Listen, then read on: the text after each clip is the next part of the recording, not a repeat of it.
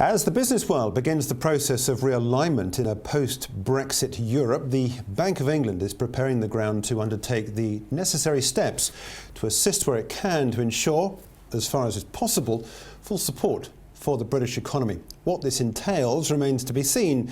We're now joined by Charles Dumas, Chief Economist at Lombard Street Research. Charles, welcome. Rates half of 1%. We've been there since 2009. The other thing that happened in 2009 was £375 billion of asset purchase money was available, and that still remains. What else can the Bank of England do, or indeed what should they do?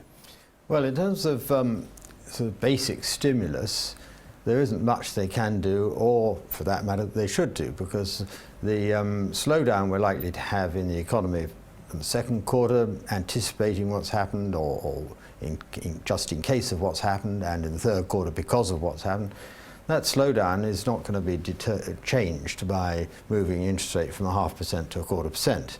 And it's not really an issue of liquidity. So the key thing the Bank of England has to do is to make sure that the banks themselves are not in any way caught short, and that there's plenty of liquidity just in terms of money markets, and there's no seize up or Lehman type event, which certainly there doesn't need to be. If it comes to policy, I would have thought that the only sort of policy that one would look to in the relatively short term would be a degree of fiscal easing, as opposed to monetary steps. Well, that's an interesting point, because the one thing we've heard from George Osborne, of course, fiercely an in-camper, he said that taxes will have to go up. Yeah, well, that was drivel. Frankly, I think, speaking as someone who couldn't, with conviction, vote for either side, I think that both sides behaved appallingly during the campaign. Yeah. Osborne and Cameron making ludicrously exaggerated claims just as much as the sort of near racialism of the Brexit group. Yeah. GDP out today. So final look at the first quarter. Who cares about the first quarter? I guess 2%, 2.1% growth, whatever. We're getting all sorts of expectations of where the economy is going in terms of GDP numbers. I don't know what your thoughts are, but anything ranging from sub 1%, 0.9%, I think I saw recently from Deutsche Bank for 2017, to out and out recession, 2 quarters of negative growth. When that happens, if it happens, what effect that's going to have? What are your thoughts? Well, I think that there will be probably, or could easily be, 2 quarters of negative growth in the second quarter, the one which is just ending. Yes, it's last day today, and the third quarter, which is the one in which people react, and after that, I would expect recovery. And frankly, so regrouping as quick as that. Well, yes, I mean the economy is gaining quite a lot from the substantial devaluation of sterling, and there was, as you probably know, a very large current account deficit, which worried a lot of people. Not me so much, but a lot of people really worried about it. Well, you know, the volumes at least of trade are likely to be helped a little by the devaluation of sterling that's taken place, and so I would anticipate, frankly, that the economy will bottom out in the second half and grow during 2017. Well, 133, I think, against the US dollar. Is that still the cross to watch, or should we be more concerned about what's happening with the pound against the euro for reasons that we are at the moment divorcing from the eurozone, or are you not too worried about that cross? Well, first of all, the cross is very important, yes, but the euro has been pretty stable against the dollar. It's been between 107 and 113 to the dollar for a year or so now, and there's been a lot of talk about how it would go down further, but it hasn't, in spite of Mr. Draghi's efforts, because, as a matter of fact, the eurozone economy is quite strong, and it has a huge trade surplus, which means there's a constant inflow to euros. So if I had to bet, I'd say that it's more likely the euro is going to be strong than weak, and probably more likely strong than stable, in which case if we stay in the 133, 135 region against the dollar, then it will be going down slightly against the euro, which mildly helpful. What other aspects of the British economy should we watch out for red flags that things are not all particularly good? I've been monitoring inflation, which has been very anemic.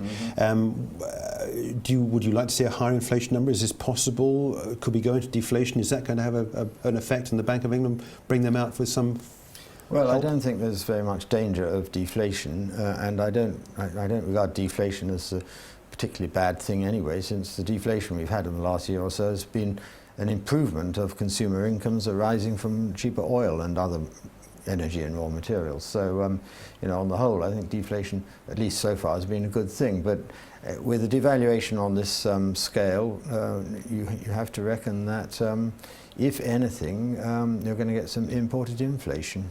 Yeah, imported goods become more expensive. That then obviously pushes prices up. The other aspect of the British economy, of course, is house prices, very much based on an economy which seems to be over-levered, I think, to some degree. I don't know what your thoughts are on that. Is that a part of the economy that you're worried about? Well, it would be a concern if there was a slump in house prices. A reduction of house prices in London would have quite a lot of beneficial effects, because you know, large quantities of people who work in London simply can't afford to buy, and there's a sort of generational issue there, which has come out again in this recent referendum.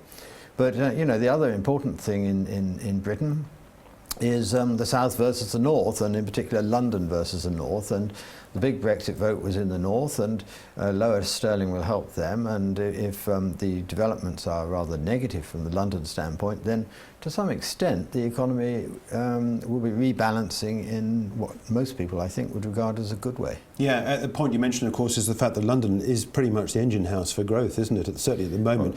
Do you worry about that? Is that something, I mean, you're part of the city, obviously you're talking from within, but do you worry about the way in which all the negotiations are going to be handled, and the fact that Europe doesn't want the UK to take certain parts of the business which it has previously had? Well, it's got to be a concern, yeah. I mean, for the last several years, what's happened is that the extraordinary failure of the euro system, the euro area, has not only meant that our export markets are relatively depressed, but also has forced up sterling as all this money's come roaring in, and most of it's come to London. And of course the high sterling is detrimental to manufacturing, which is Midlands and the North. So that's been the North versus South problem, and it arises largely from what went on the continent. Now, to the extent that this is to some degree reversing, I think that has positive aspects, but it's equally true that a simple pullback of euro business, particularly to Frankfurt and Paris, is going to be, at least in the short term, detrimental to London's position. I've got to say that the way those guys run their affairs over there, and you know, the idea that you get people from A to B basically by making them click their heels and march, rather than hanging a carrot at B and hoping that people will end up in the right place, that is fundamentally inimical to financial market activity. So the business could easily start trickling back, as in the old days. But in the short run, and when I say short run, we're talking about 2 or 3 years here, it has to be a negative aspect. So, you know, there are arrows pointing in different directions here. I'm sorry to be an on the one hand, on the other hand type of economist, but, you know, these factors are in different directions. Okay, let's clear it all up then with one final question about the outlook. What should we be watching for as we go into the second half of the year, as we go into 2017? What do you think are going to be the significant events for the UK? Well, the most significant thing, I suppose, in a way, is well, the two most significant things are firstly whether the US recovery continues and remains relatively strong, which we do expect, and secondly what happens in Italy in the referendum there in October, because if Mr. Renzi finds himself in serious trouble with elections, then the difficulties have crossed the channel, as indeed I would have thought over time they're bound to. So I'm going to be looking out very much for the political developments on the continent. And of course, by then, of course, we'll have a new president, so that could also be another thing as well. But Charles, thanks indeed for joining us there. Charles Dumas from Lombard Street Research.